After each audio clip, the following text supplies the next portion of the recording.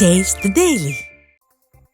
திருவள்ளூர் மாவட்டம் புல்லரம்பாக்கம் அருகே தெருநாய் ஒன்று 2 வயது குழந்தையை கடிக்க முயன்ற சம்பவம் அதிர்ச்சியை ஏற்படுத்தியுள்ளது.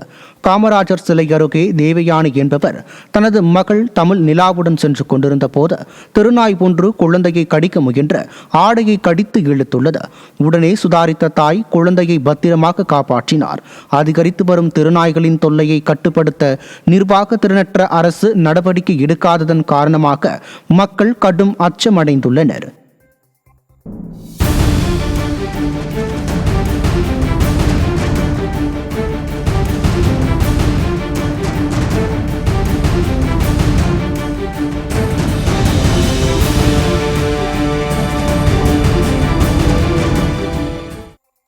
கரூர் மாவட்டம் குளித்தலை அருகே கிருஷ்ணராயபுரத்தில் பாசன வாய்க்காலில் கழிவுநீர் கலப்பதை தடுக்க தவறிய அதிகாரிகளை கண்டித்து விவசாயிகள் சாலை மறியல் போராட்டத்தில் ஈடுபட்டனர்.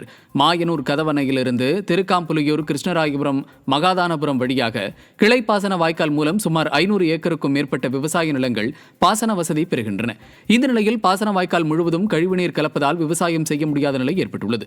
இதுகுறித்து பல முறை பேரூராட்சி நிர்வாகத்திடம் கூறியும் எந்தவித நடவடிக்கையும் எடுக்காததால் ஆத்திரமடைந்த விவசாயிகள் விடியா ஸ்டாலின் ஆட்சியில் விவசாயம் அதல பாதாளத்திற்கு செல்வதாக குற்றம் சாட்டி மறியல் போராட்டத்தில் ஈடுபட்டனர்.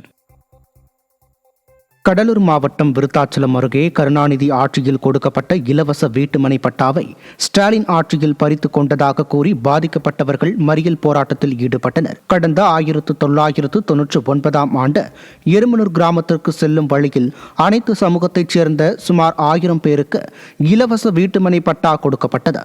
அவ்வாறு வழங்கப்பட்ட பகுதியில் அடிப்படை வசதிகள் இல்லாமலும் மழைக்காலங்களில் தண்ணீர் தேங்கி நின்றும் வாழ முடியாத சூழல் இருந்த நிலையில் தங்கள் வீட்டுமனையை பாதுகாத்து வந்தனர். இந்நிலையில் தற்போது விடிய அரசு குறிப்பிட்ட சமூகத்தினரின் வீட்டு மனைகளை மட்டும் வேறு நபர்களுக்கு இலவச வீட்டு மனையாக கொடுத்துள்ளனர். இது குறித்து பலமுறை புகார் அளித்தும் அதிகாரிகள் நடவடிக்கை எடுக்காததால் பாதிக்கப்பட்டவர்கள் சாலை மறியலில் ஈடுபட்டனர். நாங்கள் இங்கே போராட்டம் பண்ணுற காரணமே 1999 அந்த இடம் கொடுக்கும்போது ஒரு பெரிய காடாக இருந்தது. அப்போ அடிப்படை வசதிகள் எதுவுமே இல்லாதாலும் மக்களுக்கு வந்து போக முடியாது சூழ்நிலை, வீடு கட்ட முடியாது, தள்ளி போச்சு. இப்போ அந்த இடத்த நாங்கள் சீரமைச்சு வீடு கட்டலாம்னு நினைக்கும் பொழுது அப்பா ஆட்சியில் கொடுத்து மகா ஆட்சியில் அந்த இடத்த கொடுக்குற மாதிரி இருக்குது. அப்போ இது அரசியலுடைய பின்னணியாக இல்லை என்ன இருக்குது தெரிஞ்சுக்கணும். எங்களுக்கு கொடுத்த பட்டாவை எங்களுக்கே தரணும்.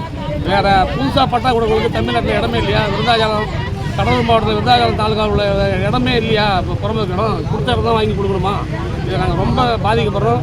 இதில் நீங்கள் சரியான எங்களுக்கு கொடுத்த இடத்த நீங்கள் கொடுக்கலன்னா நாங்கள் எல்லாம் குடும்பத்தோடு வந்து டீ குடிச்சிருக்கோம். மயிலாடுதுறை அருகே காணொலி காட்சி வாயிலாக ஸ்டாலின் திறந்து வைத்த நகர்ப்புற ஆரம்ப சுகாதார நிலையத்தில் மருத்துவர் இல்லாதது குறித்து புகார் அளிக்க சென்ற பொதுமக்களை மாவட்ட ஆட்சியர் கண்டு கொள்ளாமல் காரில் ஏறி புறப்பட்ட சம்பவம் குறித்து கடும் விமர்சனம் எழுந்துள்ளது.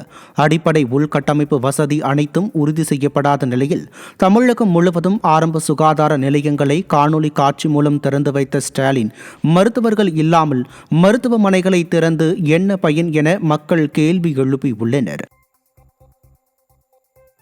காலி அரசு ஆரம்ப சுகாதார நிலையம் நீண்ட நாளாக இயங்கிட்டு இருக்கு. இந்த ஆரம்ப சுகாதார நிலையத்தில் ஒரு சின்ன கேஸாக இருந்தால் கூட ரெஃபர் பண்ணி மயிலாடுதுறை ஜிஹெச்சுக்கு அனுப்பிடுவாங்க. அங்கே வந்து சும்மா ஓபி சீட்டு பார்க்குறது ஒரு 12 மணி 11 மணிக்கு இருப்பாங்க டாக்டர்லாம். அதுக்கு பிறகு போயிடுவாங்க. அப்புறம் எந்த நாதியுமே இருக்காது. இந்த சூழ்நிலையில் இப்போ அந்த 2 டாக்டரையும் மாற்றிட்டாங்க. ஒருத்தர் மணல்மேட்டுக்குன்னு ஒருத்தர் மாயத்துக்கு மாற்றிட்டாங்க. அதை விட எந்த டாக்டர் வந்தாலும் எங்கள் ஊர் வந்து உருப்படாது. வேறு 2 டாக்டரை மாற்றிருக்காங்க. மாற்றினதில் ஒரு ஆள் இன்னும் வந்து ஜாயின் பண்ணல. அவர் மேலே அலிகேஷன் இருக்குது.